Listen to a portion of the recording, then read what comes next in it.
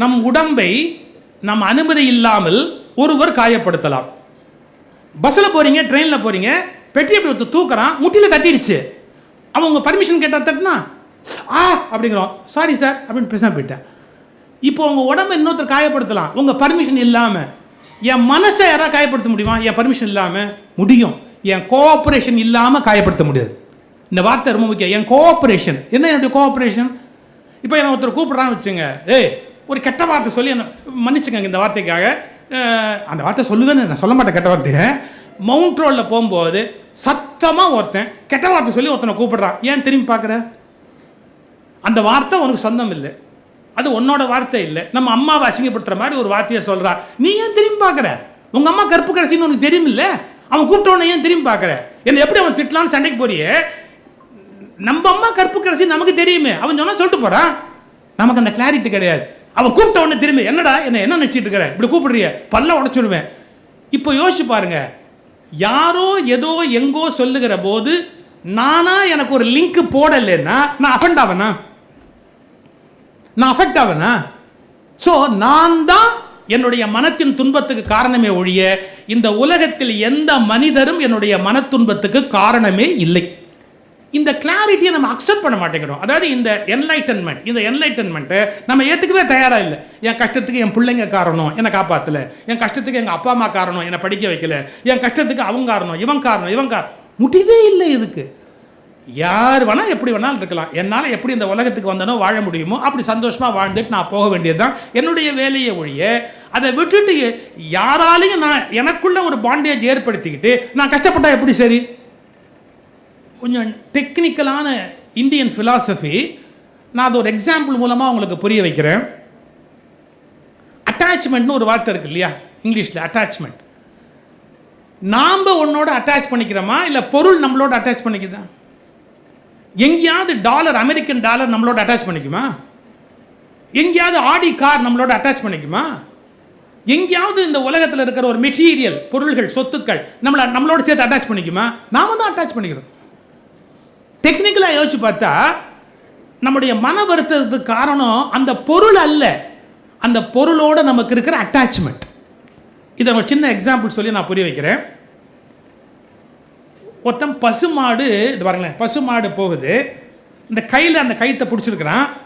அந்த பசுமாட்டை இப்படி கயித்தை பிடிச்சிக்கிட்டு இப்படி கூட போயிட்டே இருக்கிறான். அந்த பசுமாட்டோட ஒரு நல்ல ஞானி ஒருத்தர் இப்படி வந்திருக்கிறார். அவர் சொன்ன ஸ்டேட்மெண்ட் தெரியுங்களா?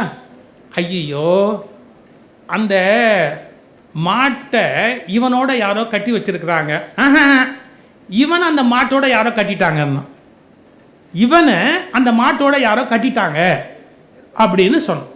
இவனுக்கு கோபம் வருமா வராதா? இவன் அந்த மாட்டோட கட்டி வச்சிருக்கிறாங்க அப்படின்னு சொன்னால் இவனுக்கு கோபம் வருமா வராதா? அவன் கேட்டான், சாமியாரே என்ன பேசுகிற? நல்லா பாரு, மாட்டை தான் கயிறு போட்டு கட்டியிருக்கிறாங்க, நான் கயிறை பிடிச்சிக்கிட்டு தான் இருக்கிறேன், அதனால் மாட்டோட என்னை யாரும் சேர்த்து கட்டலை, தெளிவாக பேசுன்னு. அவர் சிரிச்சுக்கிட்டே மறுபடியும் சொன்னார், இல்லை இல்லை இல்லை இல்லை இல்லை இல்லை, இந்த மனுஷனை அந்த மாட்டோட கட்டி போட்டிருக்கிறாங்க அப்படின்னார். என்ன பேசுகிற நீ அப்படின்னு. அப்போ அந்த கயிறை விடு பார்ப்போம் அப்படின்னார். அந்த கயிறை விடு பார்ப்போம் அப்படின்னார். இவன் கயிறை விட்ட உடனே சார் அந்த மாடு வேகமாக ஓட ஆரம்பிச்சது பாருங்க. இவன் பின்னாடியே ஓட ஆரம்பிச்சான், போய் பிடிக்கணுமே அப்படின்னு. நான் சொன்னது கரெக்ட் பத்தியா? மாட்டோட உன்னை கட்டியிருக்கிறதால தான் மாடு சுதந்திரமா போகுது, நீ தான் பின்னாடியே அது பின்னாடி ஓட வேண்டி இருக்குது. இப்ப நல்லா யோசிச்சுக்கோ, நீ மாட்டை கட்டவில்லை, மாட்டை உன்னோடு நீ ஒன்ன கட்டி வச்சிருக்கிறாங்க மாட்டோடு சேர்த்து. புரியுதான்? இது ஹையஸ்ட் பிலாசபி, இந்தியன் பிலாசபி. இந்த உலகத்தில் பல விஷயங்களோட நாம கொண்டு போய் நம்மளை கட்டிக்கிறோமே ஒழிய, அது நம்மளை ஒன்றுமே, ஒரு வீடு நான் இல்லைன்னா வாழ மாட்டேன்னு சொல்லுமா? ஒரு கார் நான் இல்லைன்னா இந்த உலகத்தில் இருக்க மாட்டேன்னு சொல்லுமா? கிடையவே கிடையாது.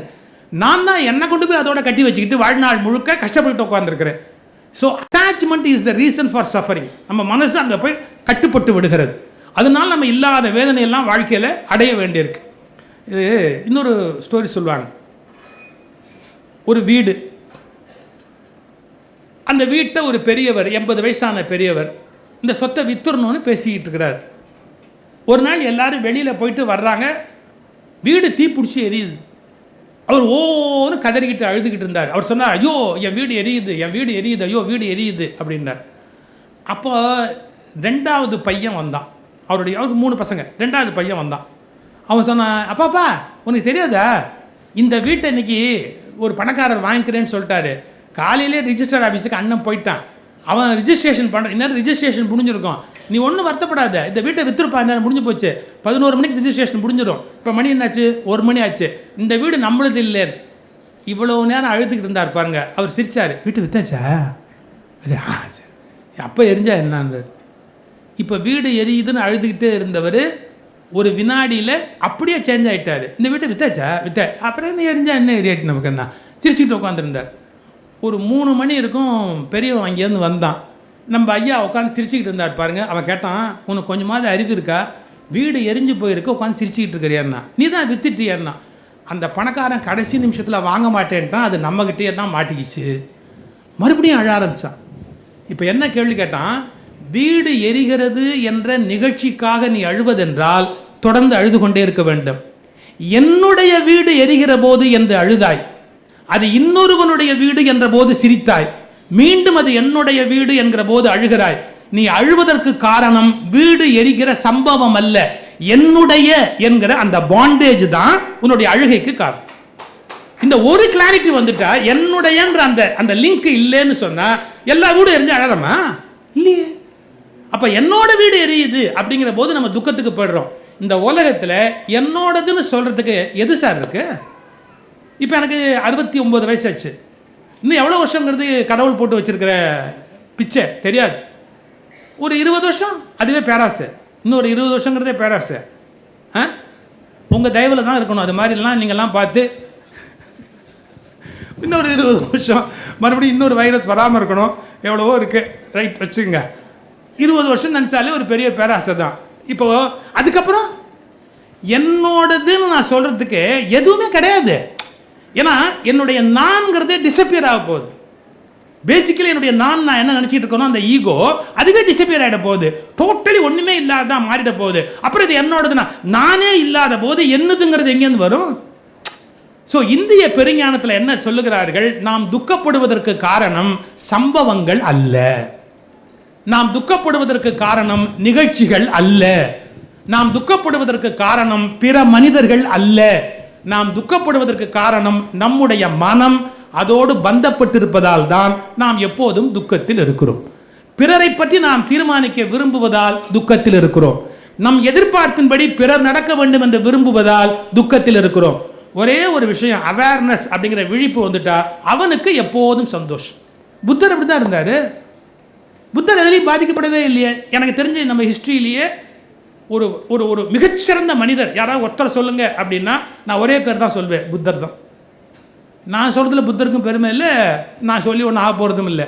அவேர்னஸ், அதாவது முழு விழிப்புணர்வோடு இருக்கிறது, துக்கம் இல்லாமல் இருக்கிறது. எப்படி அப்படிங்கிறத அவர் தான் கண்டுபிடிச்சார். எப்படி, டேய் நீ உனக்குள்ளே வீழ்ச்சிட்ட அப்படின்னு சொன்னால் எல்லா துக்கத்துலேருந்து வெளியே வந்துடலாம். நான் கொஞ்சம் ஹைலி ஃபிலசாபிக்கலான விஷயத்தை எவ்வளோ சிம்பிளாக பேச முடியுமோ அவ்வளோ சிம்பிளாக பேசணும். ஏன்னா நிறைய படித்தவங்க வந்திருக்கிறீங்க அப்படிங்கிற அபிப்பிராயத்தில் நான் அந்த கருத்தை சொல்லிக்கிட்டு இருக்கிறேன். நம்பர் 1, அது என்ன அவேர்னஸ்? எல்லா அவேர்னஸுக்கும் ஒரே மருந்தா? எல்லா துன்பத்துக்கும் ஒரே மருந்து தானா? எஸ். இப்போ நீங்கள்லாம் ஒவ்வொரு வியாதிக்கும் ஒரு மருந்து அப்படிங்கிறீங்க. மருந்தே இல்லாத வியாதிக்கு கூட மருந்து கொடுக்குறீங்க. மருந்தே இல்லாத வியாதிக்கு கூட மருந்து கொடுக்குறீங்க. ஏன்னா வியாதி அவங்ககிட்ட இருக்குது, மருந்து நம்மகிட்ட இருக்குது, கொடுத்துட வேண்டியது தானே. சும்மா தமாஷுக்கா சொன்னேன். ரைட். என்னுடைய ஸ்கூல் டேஸில்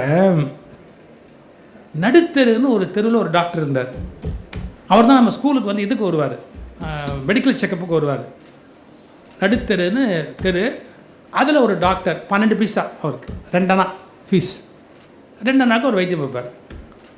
எனக்கு தெரிஞ்சு சார், இவ்வளோ பெரிய ஜாடியில் ஒரு சிவப்பு கலராக ஒரு திரவம் இருக்குது சார் அவர்கிட்ட. இவ்வளோ பெரிய ஜாடியில் சிவப்பு கலரில் ஒரு திரவம் இருக்கும். அப்புறமா வந்து இந்த கம்பவுண்டர் ஒருத்தர் இருப்பார் அவருக்கு.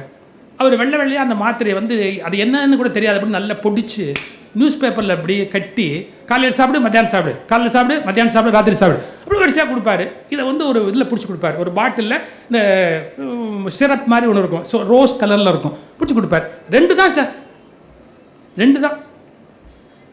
நான் உட்காந்துருக்கிறேன் ஒரு தடவை. நான் அவர்கிட்டயே நான் போவேன்னு கேட்டால் ஒரு சந்தோஷமான குணம் அவர்கிட்ட எப்படின்னு கேட்டிங்கன்னா, டாக்டர் உடம்பு சரியில்லை, ஸ்கூலுக்கு லீவ் லெட்டர் கொடுங்கண்ணா. நான் 2 நாளைக்கு கேட்டால் 1 வாரத்துக்கு எழுதி கொடுப்பார். எதுக்குப்பா ஸ்கூலுக்கு போய் டயத்தை வேஸ்ட் பண்ணுறேன், ஒரு வாரம் ரெஸ்ட் எடுத்துக்கோ அப்படின்னு. அதனால் எங்களுக்குலாம் அந்த டாக்டர் ரொம்ப பிடிக்கும். சின்ன விஷயமா இருந்தால் கூட அதுக்கு நிறைய நாள் லீவ் எடுத்துக்கோ அப்படின்னு எழுதி கொடுப்பார், லெட்டர் எழுதி கொடுப்பார். நான் போய் உட்காந்துருக்கிறேன். அவர் பழனியம்மாள் அப்படின்னு ஒரு அம்மா வந்து வைத்தியம் பண்ணிச்சு. பழனியம்மாள் அப்படின்னு ஒரு அம்மா வந்து வைத்தியம் பண்ணுது. அவர் ஆஸ் யூஷுவல் அப்படி ப்ரிஸ்கிரிப்ஷன் எழுதி கொடுத்தாரு. கம்பவுண்டர்கிட்ட கொடுத்த உடனே அவர் என்ன பண்ணார், எல்லாம் பண்ணி கொடுத்துட்டார், மருந்து கொடுத்துட்டார். இந்த அம்மா போயிட்டு சார் போயிட்டு இந்த அம்மா போயிட்டு ஒரு மணி நேரம் கழித்து ஓடியாருது. திரும்பி ஓடியாந்து, டாக்டர் மருந்து மாறி போச்சு, டாக்டர் மருந்து மாறி போச்சு அப்படின்னு. இந்த அம்மா போட்ட சத்தத்தில் அவர் கேபின்லேருந்து வெளியே வந்து, என்ன கத்துறீங்க டாக்டர், பழனியம்மாள் என்னோட பேர், ஆனால் பெரிய நாயகி அப்படிங்கிற பேர் பாருங்கள் மருந்து சீட்டில் பெரிய நாயகின்னு இருக்குது.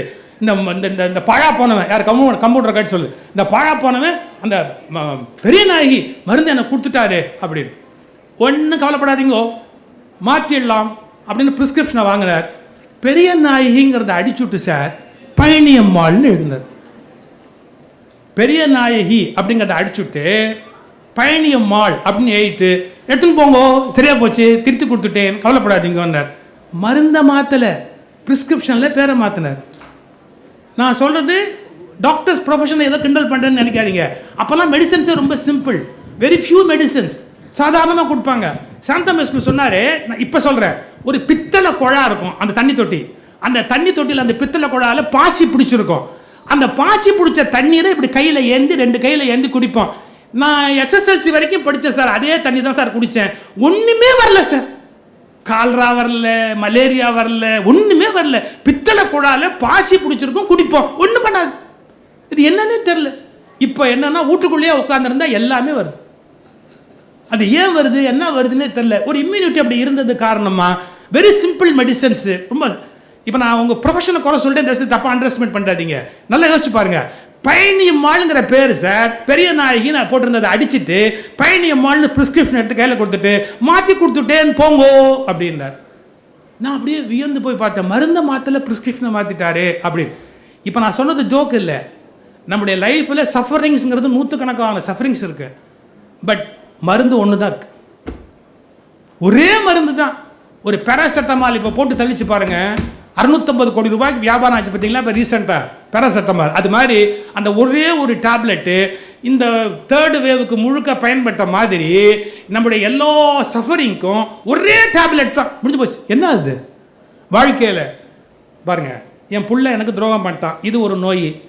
என் பொண்டாட்டி என்கிட்ட விசுவாசமாக இல்லை, இது ஒரு நோய். எனக்கு பணம் போயிடுச்சு, ப்ராப்பர்ட்டி போயிடுச்சு, இது ஒரு நோய். அவன் கொள்ளையடிச்சிட்டு போயிட்டான், இது ஒரு நோய். எனக்கு வர வேண்டிய போஸ்ட் வரல, என்னை வந்து கஷ்டப்படுத்தி என்னை ஜூனியராக கீழே தள்ளிட்டாங்க, இது ஒரு நோய்.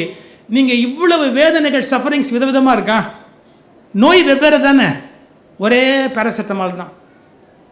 ஒன்றே ஒன்று தான், பழனியம்மாள் பெரிய நாயகின்னு மாற்ற வேண்டியது தான், பெரிய நாயகியை பழனியம்மாள்னு மாற்ற வேண்டியது தான். ஒரே ஒரு மாற்றம் தான். என்ன, உங்களுடைய எல்லா சஃபரிங்ஸும் காரணம் என்ன தெரியுமா?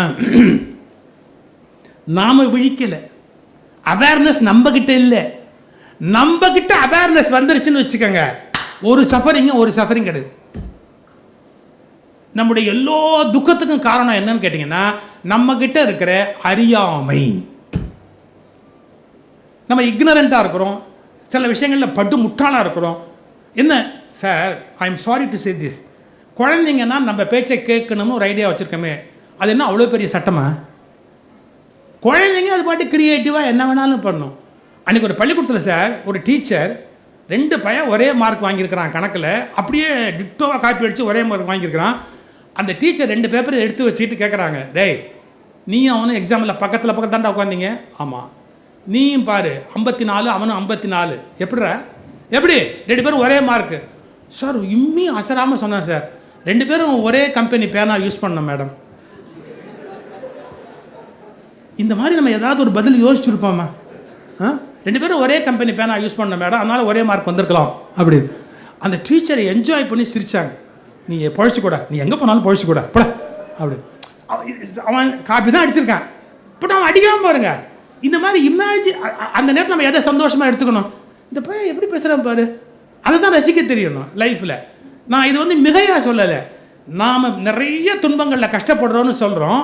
ஆனால் உண்மையான அவேர்னஸ் அப்படிங்கிறது நமக்குள்ளே வந்துருச்சுன்னு சொன்னால் நமக்கு எந்த விதமான அந்த வேதனையும் கிடையாது, துக்கமும் கிடையாது, வலியும் கிடையாது. நம்முடைய வேதனை, துக்கம், வலி என்று சொல்லுகிற எல்லா வார்த்தையுமே என்னன்னு கேட்டிங்கன்னா நமக்குள்ள அவேர்னஸ் வராததால் நம்ம மனதில் ஏற்பட்டிருக்கிற வலி. முடிச்சிட்றேன், நிஜமாகவே முடிச்சிட்றேன். ஒரே ஒரு விஷயம் சொல்லி முடிச்சிட்றேன். இப்போ நான் சொன்னேன் பார்த்தீங்களா, நோய் வெவ்வேறு, மருந்து ஒன்றுன்னு. நான் ப்ரூவ் பண்ணட்டுமா? நோய்கள் வெவ்வேறு, மருந்து ஒன்று தான். எப்படி? இப்போது ஒருத்தர் கனவு காண்றார், புலி துரத்துதுன்னு கனவு காண்றார். இன்னொருத்தர் கனவு காண்றார், யாரோ விளக்கு மாத்தால அவர் அடிக்கிறாங்க, அழுகுறார். இன்னொருத்தர் கனவு காண்றார், என்ன காண்றாரு? யாரோ நிறுத்தி வச்சு அவர் ஒரு கேள்வி கேட்குறாங்க, அவருக்கு பக்குன்னு ஆகி போகுது. இப்போ கனவு உண்மையா பொய்யா? கனவுல வர்ற பல விஷயங்கள் பாடியில் அதே ரியாக்ஷனை உண்டு பண்ணும். உங்களுக்கு வேர்க்கும், உடம்பு நடுங்கும், உடம்பு மகிழ்ச்சியாகும், நம்ம அந்த நேரத்தில் ஒரு சிரிப்பு வரும், இல்லை அழுக வரும். கிட்டத்தட்ட கனவுல புலி துரத்துதுன்னு சொன்னால் காலை எட்டி எட்டி உதச்சிக்கிட்டு தூக்கத்தில் கனவுல உதைச்சவன் இல்லையா? அவன் ஓடுறானா, கனவுல ஓடுறான். இங்கே நிஜமாக படுக்கிற படுக்கையில் காலை எட்டி எட்டி உதைப்பான். ஏன்? கனவு. சரி, இந்த கனவுல இருக்கிற வரைக்கும் அது கனவு உங்க யாருக்கா தெரியுமா? ஒரு கனவுல நீங்க இருக்கிற வரைக்கும் அது கனவு உங்க யாருக்கா தெரியுமா? தெரியவே தெரியும். தெரிஞ்சா அது கனவே கிடையாது. நீங்க கனவுல இருக்கிற வரைக்கும் அது நிஜம்ங்கிற அந்த தவிப்பு, வேதனை, காதல், காமம், வெறுப்பு, பகை, அழுகை, துக்கம் எல்லாம் உண்டு. மருந்து என்ன? கனவுலேருந்து ஏஞ்சி உட்காந்தான், அவ்வளவுதான்.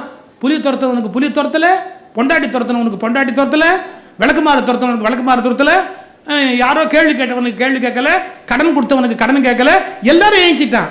இப்போ கவனிச்சிங்களா? நோய்கள் வெவ்வேறாக இருந்தாலும் விழிப்பு என்ற ஒன்றுதான் உண்மையான மருந்தாக இருக்கிறது. அதுபோல் நம்முடைய வாழ்விலும் மனதின் துக்கங்கள் பலவாக பேசப்பட்டாலும் ஒரே விதமான விழிப்பின்மை தான் நம்முடைய சகல துக்கங்களுக்கும் காரணம். அந்த அவேர்னஸ் அப்படிங்கிறது நமக்கு வந்து விட்டால் சந்தோஷம், எப்போதும் சந்தோஷம். வணக்கம், நன்றி.